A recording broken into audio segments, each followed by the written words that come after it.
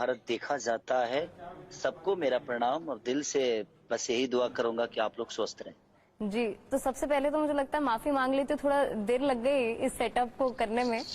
आप भी बड़ी देर से इंतजार कर रहे थे। अच्छा, बड़े दिन हो गए हैं, सभी लॉकडाउन में हैं और अब तो मुझे लग रहा है कि काफी लोगों को बड़ा ही चिंतित सा महसूस होने लगा है कि ये कब तक लॉकडाउन चलेगा। आप भी बड़े लंबे समय से घर पर होंगे, लेकिन मुझे लगता है इसकी पॉजिटिव साइड, ब्राइट साइड ये है कि घर पे परिवार के साथ समय बिताने को भी मिल गया है। तो आपके लिए ये लॉकडाउन कैसा चल रहा है? मेरे लिए बहुत बेटर नहीं कहेंगे, क्योंकि अच्छा। देखिए हम लोग एक कलाकार हैं।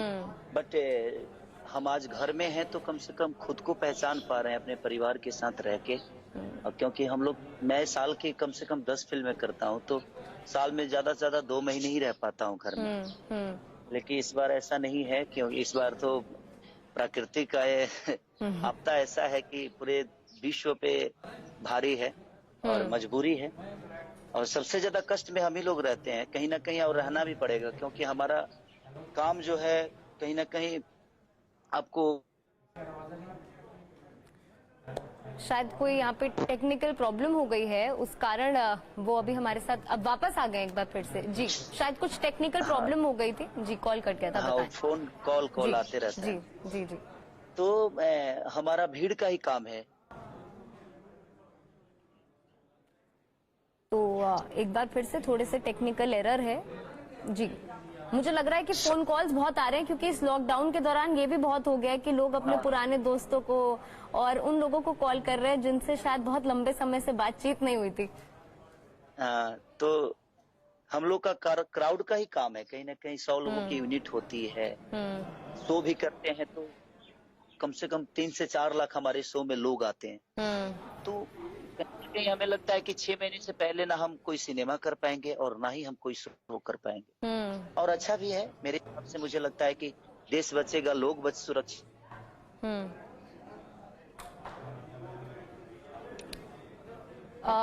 मुझे लग रहा है कि टेक्निकल डिफिकल्टी बहुत ज्यादा हो रही है आपकी तरफ से यहाँ पे। खेसारी जी, एक बार फिर से कोशिश हमारी यही रहेगी कि उनसे एक बार फिर से हम यहाँ पे बातचीत कर सके। भोजपुरी सुपरस्टार है वो, तमाम ऐसे गाने, तमाम ऐसी फिल्में उन्होंने की हैं जिन्हें दर्शकों ने बहुत ज़्यादा प्यार दिया है, बहुत ज़्यादा पसंद किया है। कल भी हमारे साथ भोजपुरी फिल्म इंडस्ट्री के एक कलाकार, सुपरस्टार मैं कहूँगी, निरहुआ जी जुड़े हुए थे हमारे साथ। और आज आप सभी की डिमांड पर हमने खेसारी लाल यादव जी को बुलाया है। जी, मुझे लग रहा है आपके एंड से कुछ प्रॉब्लम हो रही है, शायद बार बार वो डिस्कनेक्ट हो जा रहा है कॉल। नहीं, एक्चुअली कॉल वगैरह आ रहा है ना, उसकी वजह से प्रॉब्लम हो रही है। तो मैं यही कह रहा था कि हमारा सारा काम क्राउड का ही होता है। तो मुझे लगता है कि सबसे ज्यादा प्रॉब्लम तो कलाकार को ही होने वाला है, क्योंकि 6 महीने तक मुझे नहीं लगता कि हम लोग कोई काम कर पाएंगे। तो 6 महीने तक तो हम भी अब मन बना के ही बैठे हैं कि कोई काम तो आएगा नहीं अभी। कैसे आएगा? हम डांस करेंगे तो उसमें क्राउड होगा ही। डांस करेंगे तो डांस। मुझे लगता है कि आज की ये जो वार्तालाप है बार बार बीच बीच में रुक रही है। नहीं, फोन आने के चलते रुक रही है। जी, तो इसीलिए मैं कह रहा हूँ कि हम लोग को ज्यादा प्रॉब्लम है तो कोई नहीं, बट देश सुरक्षित रहेगा तो शायद। हम इतने दिन से काम तो कर ही रहे थे, 6 महीने घर पे भी रह के देखते हैं, परिवार को समझते हैं। और आज मेरे 2 बच्चे हैं, बीवी है, तो मैं बड़ा काफी दूर ही रहता था, क्योंकि तो मुझे लगता है कि आप सभी से यहाँ पे माफी मांगनी चाहिए मुझे, क्योंकि आप सभी के पसंदीदा है भोजपुरी सुपरस्टार खेसारी लाल यादव जी। और बार बार थोड़ा टेक्निकल फॉल्ट के कारण यहाँ पर जो कॉल है उनके साथ नहीं लग पा रहा है। अभी भी कोशिश कर रही है हमारी टेक्निकल टीम की एक बार फिर से उनके साथ संपर्क साझा जाए, क्योंकि तमाम ऐसे सवाल आते। मुझे लग रहा है कि बहुत दिक्कत हो पा रही है, क्योंकि बातचीत नहीं हो पा रही है, बार बार फोन कट रहा है। नहीं, एक्चुअली वो फोन बोला नहीं, फोन आ रहा है, लोगों को प्रॉब्लम है, क्या करें। अब जो है, अब सब लॉकडाउन में फ्री बैठे हैं तो भाई बात करने में लगे हैं। हाँ। अच्छा, मुझे ऐसा लगता है ना, आपके तो तमाम ऐसे गाने हैं जो इस लॉकडाउन के दौरान सुपर हिट हो रहे हैं। मैंने देखा यूट्यूब पर करोड़ों और भी लोग देखी जा रहे, पसंद भी कर रहे हैं। तो मुझे लगता है कि लॉकडाउन तो एक बुरा समय तो है ही, वाकई में एक ग्लोबल पेंडेमिक है और तमाम लोग इससे तड़प रहे हैं। पर आपके जो गानों को, आपकी फिल्मों को लोग इस दौरान बहुत ज्यादा पसंद कर रहे हैं। तो गाने सारे जितने भी हैं सब मेरे पहले के गाए हुए गाने हैं।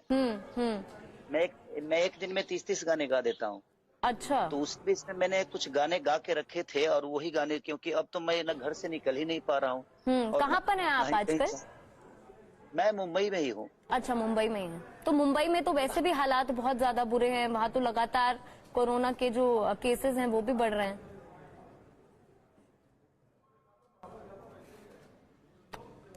मुझे वाकई में यहाँ पर अब लगता है कि हमारे दर्शकों को ना परेशानी हो रही हो, क्योंकि आपके तो चाहने वाले बहुत हैं, पर हमारे जो दर्शक है जो इस फेसबुक लाइव को देख रहे हैं वो शायद मुझसे ज्यादा आपको देखना चाहते हैं और आपको सुनना चाहते हैं कि इस लॉकडाउन के दौरान आप डेली दिखते हो, हम भी डेली दिखने वाले लोग हैं, लेकिन हम लोग ऐसे हैं कि हम इंटरटेन के सहारा हैं, तो शायद लोगों को ज्यादा पसंद आते हैं इसलिए। जी जी जी। अच्छा, कुछ गानों में से अगर आप एक गाना गा दें हमारे दर्शकों के लिए जो बोर हो रहे हैं घर बैठ के, तो मनोरंजन का और कोई स्रोत भी नहीं है इस दौरान, और क्योंकि आपके गाने यहाँ पर खूब लाइक्स और व्यूज बटोर रहे हैं।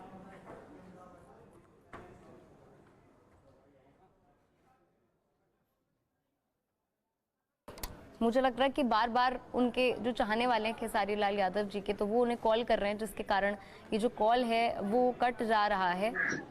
जी, बाद में कॉल करें। मुझे लग रहा है कि जो कॉल है ये तो रुकने का नाम ही नहीं ले रहा है। ये लगा रहेगा, ये लगा फ्री नहीं रहता है। जी, अगर हमारे दर्शकों के लिए अगर आप कुछ गा दे अपना हिट, तो उनको इस लॉकडाउन के समय पे खूब ऊर्जा मिलेगी, क्योंकि मनोरंजन का और कोई मुझे लग रहा है सोर्स भी उनके लिए नहीं है। काफी मुझे लग रहा है चिंतित है, परेशान है, बोर हो रहे हैं। उनके लिए गाना तो हम सुना ही देंगे आपको, और गाने छोड़ भी रहे हैं, बहुत सारे गाने मेरे जा भी रहे हैं, मेरी सिनेमा भी बहुत रिलीज है।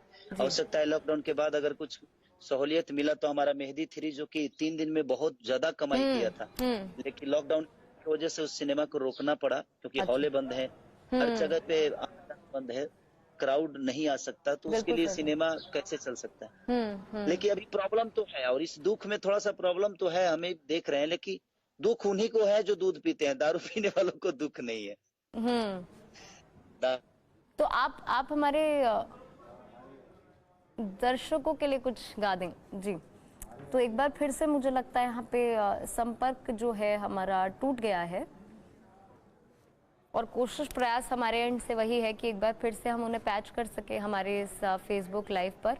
तमाम सवाल उनके जो भी लेटेस्ट हिट्स हैं उनको भी आज हम इस फेसबुक लाइव पे गवाएंगे। अगर आपकी भी कोई फरमाइश है तो आप हमें ज़रूर कमेंट सेक्शन पे बताएं। अगर कोई उनका ऐसा गाना है जो आप चाहते हैं कि वो इस फेसबुक लाइव पे गुनगुनाएं, तो इस माध्यम से आप हमारे तक ये पहुंचा सकते हैं। हमारी कोशिश यही रहेगी कि ज़्यादा से ज़्यादा गाने हम आज के इस फेसबुक लाइव पे उनसे गवाएं। और जैसे मैंने आपसे कहा कि कल हमारे साथ निरहुआ जुड़े हुए थे, वो भी भोजपुरी फिल्म इंडस्ट्री के एक मेगा सुपरस्टार हैं, और एक बार फिर से जुड़ गए हमारे साथ। जी जी खेसारी। तो सुन ले करो ना सब जादू टोना, हम तेरा भुलवाएंगे, घर में बैठ के खाएंगे, कोरोना को भगाएंगे। ठीक है, ये मेरा गाना बहुत बड़ा हिट था। जी, आप कहाँ से हैं? तो आपको अगर पटना से होंगी तो शायद इस चीज को आप देखी भी होंगी, सुनी भी होंगी। मैं तो वैसे उत्तराखंड से हूँ, पर मैं आज सुबह से ही देख रही हूँ 3,93,00,000 से भी ज्यादा लोग इस गाने को देख चुके हैं, और बड़ी फरमाइश थी मेरे डिपार्टमेंट से भी, प्लीज ये गाना उनसे गवा दीजिएगा, हमारा बहुत फेवरेट है ये। सब कदर से हुए हैं फरार, अब छपड़ा लौट के न जाएंगे, नून रोटी खाएंगे, जिंदगी संग ही बिताएंगे। ठीक है, ये गाना मेरा बहुत बड़ा हिट था। जी जी जी। अच्छा, मैं एक इंटरव्यू आपका देख रही थी खेसारी जी, आप कह रहे हैं कि आजकल घर पर बैठे हैं तो गरम गरम रोटियों का भी लुत्फ आप उठा रहे हैं, क्योंकि आपने बताया कि काफी लंबा समय हो गया कि परिवार के साथ बैठने का शायद समय आपको नहीं मिल पाता है, क्योंकि इतना बिजी स्केड्यूल होता है शायद। हाँ, वो तो है। एक्चुअली बात ऐसा है कि मैं गरम रोटी, मुझे लगता है कि मैं 7-8 साल से गरम रोटी कभी खाया ही नहीं था, क्योंकि सुबह जल्दी चल जाता था मैं काम पे, अपने शूटिंग पे, और शूटिंग पे जानते ही सब जो सबका खाना होता है मेरा भी होता है, और मैं लेट आता था घर पे तो सब खाना पीना बन जाता था, तो मैं 12-2 बजे, मैं 7-8 बजे उठ जाता हूँ, 9 बजे निकल जाता हूँ बिना खाए, फिर 2 बजे घर पे आता हूँ, तो गरम रोटी कहाँ से मिलेगी। लेकिन लॉकडाउन में चीज है कि वाइफ के हाथ का मेरा खाना है ना, मुझे लगता है कि वो मेवा फेल है, मैंने दुनिया की सारी खाने फेल हाँ। है उसके हाथों के आगे। हाँ। वो जो बना के देती है गरम गरम हर वो चीज मुझे, तो मजा नहीं आ रहा है। और थोड़ा सा मोटा भी हो गया हूँ मैं इस लॉकडाउन की वजह से। तो आप भी अपनी श्रीमती जी को काफी कुछ बनाकर दे रहे हैं, क्योंकि मैं देख रही हूँ कल निरहुआ जी मुझे बता रहे थे कि वो तो खूब काम कर रहे हैं, झाड़ू पोछा बर्तन कह रहे हैं जो कभी नहीं किया या पहले करते थे अब तो समय नहीं होता, वो सब लॉकडाउन करा रहा है। तो आप भी घर का काम कर रहे हैं आजकल? नहीं, घर मेरा एक्चुअली मैं फ्लैट में नहीं रहता। मैं हाँ। शुरू से मेरी एक आदत है कि मैं जिस तरह गांव में जमीन है मेरी, गांव में घर है, उसी हिसाब से मैंने बॉम्बे में भी बना रखी है। और आप देख सकती हैं मैं अपने गार्डन में बैठा हूँ, अपने जी। दरवाजे के, हमारे यहाँ दुआर बोला जाता है, पता नहीं अब उत्तराखंड में क्या बोला जाता है लेकिन हमारे यहाँ दुआर बोला जाता है। तो हम अपने दुआर पे हैं, दरवाजे के आगे है अपना अच्छा खासा जमीन है, तो आदमी अपने लॉन में ही है, किसी से लेना देना कुछ नहीं है। तो मैं गांव की आज भी मड़ुआ का रोटी खाता हूँ। अच्छा। मड़ुआ समझती है नाच? हाँ हाँ, मैंने वो खाई है। और लिट्टी चोखा तो मुझे लगता है आपका आपने बनाया भी है और शायद आप बनाते भी थे। जी। दिल्ली में मैं लिट्टी चोखा फुटपाथ पे 1.5 साल 2 साल बेचा हूँ। तो इसके बारे में आप हमारे दर्शकों को बताएं, क्योंकि मुझे लगता है कि आप लोगों ने जितना संघर्ष देखा है वो बाकी लोगों को बहुत ज्यादा प्रेरणा देता है। तो आपने तो, मैंने एक वीडियो देखी उसमें तो आप रो पड़े थे। आपने कहा कि आपने इतनी ज्यादा गरीबी देखी थी कि आपने कभी सोचा ही नहीं था कि आप यहाँ भी पहुंचेंगे। तो ये जो संघर्ष की कहानी आप बताएं। मेरी जीवन जो है बहुत संघर्षपूर्ण है, क्योंकि मैं कई सारे स्टारों के घर पे नौकर भी रहा हूँ। अच्छा। कई सारे स्टारों के घर पे मैंने रोटी भी बनाई है। कई सारे म्यूजिक कंपनी में मैं पोछा, झाड़ू पोछा तक लगाया हूँ। और मैंने समझ लीजिए कि एक नौकर भी उतना स्ट्रगल नहीं कर पाता है अपने खाने 2 रुपए से और अपने आगे बढ़ने के लिए। और लिट्टी भी बेचना था मुझे। और ये कौन से साल की बात रही होगी जब आप लिट्टी चोखा बेचा करते थे दिल्ली में? मैं 2006, 7, 8 की बात कर रहा हूँ। अच्छा। ये 3 साल मेरे लिए जीवन की समझ लीजिए कि बहुत मने कष्टदायक था। उससे पहले भी मैं दूध बेचा करता था, अपने गांव पे था, तो घर घर पहुंचाने वाला काम, आधे लीटर 1 लीटर कई लोगों को देना होता था। तो गांव के बगल में लोगों को देने के लिए मैं जाना करता था। और बचपन में सारी गरीबी थी हमारे घर में, तो कहीं ना कहीं 30 रुपए महीने पे, 10 रुपए महीने पे मैं भैंस भी और गाय भी चराया करता था लोगों का, अपने खर्चे के लिए, जीवन को चलाने के लिए। तो मेरे जीवन में कष्टों से तो समझिए कि भरा पड़ा था, लेकिन एक चाहत थी कुछ करने की। मैं इतना सोचा नहीं था, मैं सिर्फ इतना सोचा था कि मैं एक अच्छा गायक बन जाऊं, 1 लाख 1.5 लाख रुपए कमा लूं। मेरे 10-10 हजार 15-15 हजार के शो होने लगे। उस समय मुझे 2000 के 1500 के शो मिलते थे। जब मैं बचपन से गाता हूँ, मैं रामायण महाभारत का गायक हूँ। मैं हरि कीर्तन गाता था जी। हमारे यहाँ रामायण महाभारत प्रसंग ये जो लोग गाते हैं, मैं वेद गाने वाला कलाकार था। मैं लोकगीत कभी गाया ही नहीं था। अच्छा।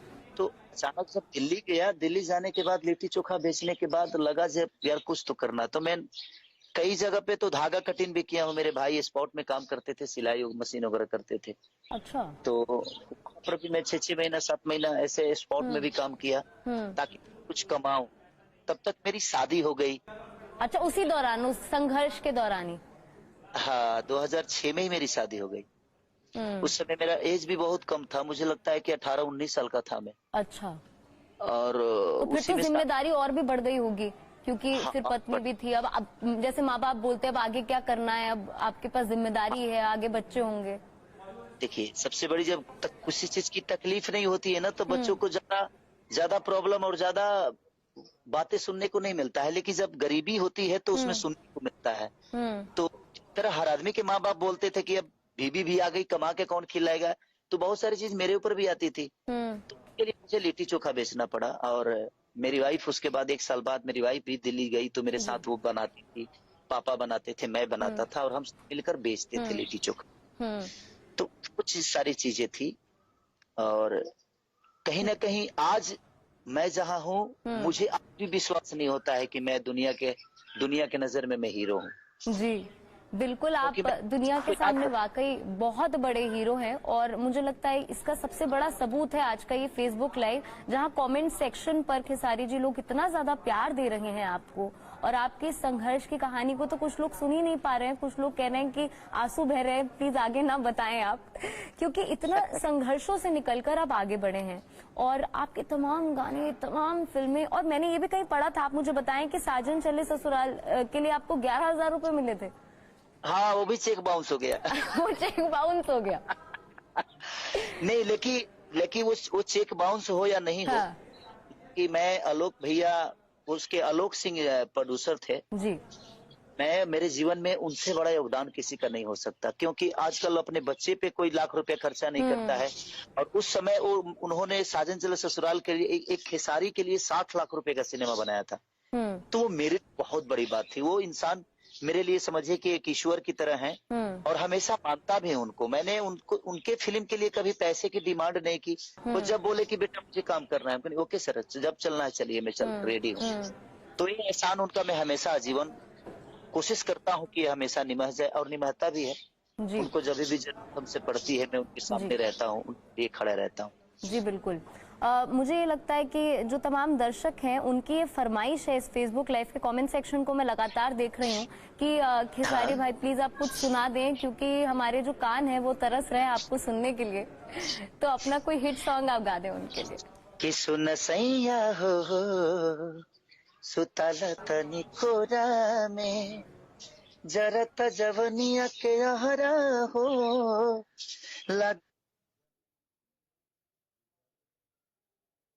तो गाना सुना रहे थे खेसारी लाल यादव, लेकिन अभी यहाँ पर, हाँ जी, आप गाना सुना रहे थे, मुझे लग रहा है बड़े बुरे समय पे ये जो कॉल है वो ड्रॉप हो गया। जरत जवनिया के आहरा हो लागत निकल जाई बहरा हो, समाही नहीं झोरा में, सुन सैया हो सुतल तनी कोरा में। ये मैं डांस भी किया था जब कपिल जी के शो में मैं जी गया था। जी इसी गाने पे मेरी एंट्री भी हुई थी जी कपिल जी के शो में। जी। तो ये मेरा फेवरेट गाना है, जो कि मुझे लगता है 200 मिलियन के आसपास है। अच्छा, तो एक बार फिर से। जी जी जी तो 200 मिलियन के आसपास ये गाना है मेरा। हेलो। जी जी बिल्कुल, आप जुड़े हुए हैं, बताएं। हाँ, तो 200 मिलियन के आसपास ये गाना मेरा है करीब करीब। और 9 भारत, टीवी 9 भारत को जितने भी श्रोता है, मैं भारतवर्ष है ना, जी टीवी 9 भारतवर्ष। भारतवर्ष में जितने भी श्रोता है, मैं आप सबसे यही रिक्वेस्ट करूंगा, और जो मुझे प्यार करते हैं, प्लीज आप घर में रहिए और देश बचाइए, खुद को बचाइए, अपने आप को बचाइए, अपने परिवार का रक्षा करिए। ये दुख की घड़ी आज है, कल हमारे जीवन में सुख आएगी। तो मैं आप सबसे रिक्वेस्ट करता हूँ, आपका बेटा होने के नाते, कि आप लोग घर में रह के और अपने आप को सुरक्षित करिए, अपने परिवार को बचाइए और देश को बचाइए। जी खेसारी जी, मुझे ऐसा लगता है कि आपको जितना प्यार लोगों का मिला है, शायद से ही किसी और को मिला हो इतने कम समय में। और मैं जैसे बोल रही हूँ लगातार, इसका सबूत ये है कि इस फेसबुक लाइव पे तमाम लोग कमेंट कर रहे हैं कि वो आपसे कितना प्यार करते हैं, आपकी फिल्मों का इंतजार उनको कितना ज्यादा है, और इस दौरान वो आपके गाने सुनकर जो है समय बिता रहे हैं। जी आप कुछ कह रहे थे, बताएं। आपका नाम क्या है? सरगम। सरगम।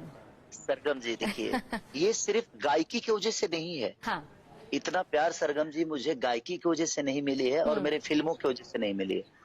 नहीं तो हीरो तो बहुत सारे, कारण उसका है सोशल वर्क। मैं सोशल वर्क में बहुत ज्यादा विश्वास, वो मेरा विचारधारा है। क्योंकि जिस गरीबी से मैं आया हूँ, मैंने हमेशा कोशिश किया कि मैं जिस गरीबी से आया हूँ, उस गरीबी में जो लोग हैं उनको मेरे से जितना मदद हो सके मैं उनका करूँ। जी। और इस हफ्ता में भी मैंने कम से कम जितना भी कोशिश हुआ, मेरे से जितना हो सका मैं कर भी रहा हूं और किया भी। तो बाढ़ आता है या किसी को कोई प्रॉब्लम हो जाती है, तो हमेशा खड़ा रहता हूँ। तो कहीं ना उनका जागरूकता सिर्फ खेसारी को गाना सुनने के बाद और सिनेमा देखने के बाद नहीं, कहीं ना कहीं मेरे विचारधारा लोगों के प्रति एक सिंपैथी का है। इसलिए शायद लोगों को ज्यादा प्यार खेसारी से मिलता है और लोगों का प्यार खेसारी को मिलता है। वाकई सही कहा आपने। और कई भाई बहन ऐसे भी हैं जो दिहाड़ी मजदूर थे, दिहाड़ी पे काम करते थे, और क्योंकि लॉकडाउन के वक्त कुछ काम नहीं है तो दिल्ली छोड़ के वापस जाना पड़ रहा है। कई लोग यूपी से थे, बिहार से थे, मध्य प्रदेश से थे, और कई लोग ऐसे हैं जो कि जगह जगह पर अटके हुए हैं, खाने के लिए उनके पास पैसे नहीं है और बड़े चिंतित हैं कि कब तक लॉकडाउन चलेगा। तो ऐसे लोगों के लिए आप क्या कुछ कहना चाहते हैं, भाई बहन जो हैं? देखिए, मैं यही कहना चाहूंगा कि जो भी हो रहा है ये सबके ऊपर है। ऐसा नहीं कि सिर्फ उनके ऊपर ये आपदा आई है, पूरे हिंदुस्तान ही नहीं पूरे वर्ल्ड के ऊपर ये आपदा आई है, और कहीं ना कहीं हर लोग परेशानी है। मैं ही जहां हूँ वहां परेशानी हूँ। तो ये परेशानी हर आज सरकार, मुझे लगता है कि यूपी सरकार ने बहुत अच्छा कदम उठाया है। अपने राज्य में सबको बुला रही है, अपने वर्करों को, अपने शिक्षकों, अपने पढ़ने वाले बच्चों को, जितने स्टूडेंट हैं सब बाहर से कहीं ना कहीं अपने राज्य को आ रहे हैं। तो यूपी सरकार की तरह ही मुझे लगता है कि हर सरकार को ये बातें अमल करनी चाहिए। इस सिचुएशन में यूपी सरकार की तरह काम करना चाहिए। अगर ऐसा होगा तो शायद कहीं कोई रहेगा नहीं, और धीरे धीरे हर आदमी स्टार्ट कर भी रहा है। तो मैं चाहता हूँ कि आप लोग जहाँ रहें, वीडियो मैसेज के द्वारा आप अपने सरकार को जरूर भेजें, लाइव द्वारा सरकार को जरूर मैसेज पहुंचाएं कि आप क्लिक में हैं, और जहां जहां तक है कहीं ना कहीं सरकार अमन कर रही है उसको। और हम खुशनसीब हैं जो हम लोग ऐसे देश में हैं कि हमारे प्रधानमंत्री बड़े पुरजवान हैं, ताकतवर हैं, ज्ञानी हैं। तो कहीं ना कहीं अच्छी बातें हैं कि हम लोग उनको देख पा रहे हैं, और हमारा किस्मत अच्छा है जो ऐसे लोग हमारे बीच में हैं, जो हमें अपने बेटे की तरह नहीं, एक नेता की तरह नहीं, एक बेटा की तरह काम करके और अपने देश को आगे लेकर जा रहे हैं। जी बिल्कुल। अच्छा, आप तो बिग बॉस के घर पे भी रहे हैं, तो बिग बॉस का घर भी एक लॉकडाउन की तरह ही था। तो बिग बॉस का घर का जो लॉकडाउन था और जो असल लॉकडाउन है, इसमें क्या कुछ अंतर आपको महसूस हुआ? उससे अच्छा है ये लॉकडाउन कि एटलीस्ट परिवार वालों के साथ तो है। और सबसे बड़ी चीज कि यहाँ झगड़ा तो नहीं है। यहाँ तो कि कोई माँ की गाली तो नहीं दे रहा है, कोई बहन की गाली तो नहीं दे रहा है। वहाँ ऐसा नहीं था। वहाँ माँ बहन की गालियों से शुरू होती थी सुबह, और शाम तक क्या हो जाएगा उसका अंदाजा ही नहीं रहता था किसी को। जी। मैं खुश हूँ कि कम से कम मैं 3-4 हफ्ते में चला आया, लेकिन सोचिए जो 50 हफ्ते रहा होगा वो फिर से बिग बॉस के घर में चला गया, उसकी स्थिति क्या होगी? बाहर देखने ही शुरू किया था तब तक फिर से बिग बॉस के घर में उसको जाना पड़ा। लेकिन ठीक है, अच्छा प्लेटफॉर्म था मेरे लिए, और मैं खुद को नहीं गया था। मैं वहां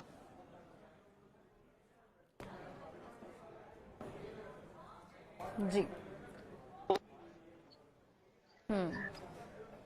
मैं उसके घर में खुद को बेचने नहीं। तो देखिए, बार बार मुझे लगता है कि कॉल नहीं लग पा रहा है, पर आप सभी की मैं यहाँ पे तारीफ करना चाहूंगी कि आप सभी इस फेसबुक लाइव को बहुत ज्यादा प्यार दे रहे हैं और इंतजार भी कर रहे हैं अपने फेवरेट भोजपुरी सुपरस्टार का, जिससे कोशिश हमारी लगातार यही है कि संपर्क हम साथ में वापस आ गए हैं। जी बताएं। तो हम बिग बॉस के घर में बीच में आपको सॉरी, मैं यहाँ पे इंटरप्ट कर रही हूँ, तो मुझे लगता है समय सीमा हमारी जो है वो समाप्त यहाँ पर हो रही है, ज्यादा समय हमारे पास नहीं है। तो बहुत अच्छा लगा आपसे बात करके, और जाते जाते अपने दर्शकों को आप कुछ अच्छा सुना जाएं, ताकि आपके जाने के बाद भी वो इस लॉकडाउन को अब आगे तक मुझे लगता है उनको मदद हो जाएगी। जाने गई नी ये हो जान, जाने गई नी जान, प्यार नहीं खेले खल हाथ के लकीर में, नई खुद तकदीर में जा।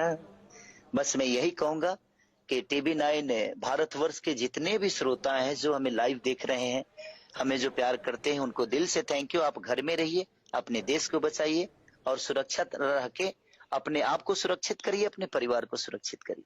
Thank you. बहुत बहुत शुक्रिया खेसारी जी, आपसे बात करके बहुत अच्छा लगा। जी थैंक यू। तो चलिए, आज के लिए बस इतना ही, लेकिन देश और दुनिया की तमाम बड़ी खबरों के लिए आप देखते रहिए TV9 भारतवर्ष।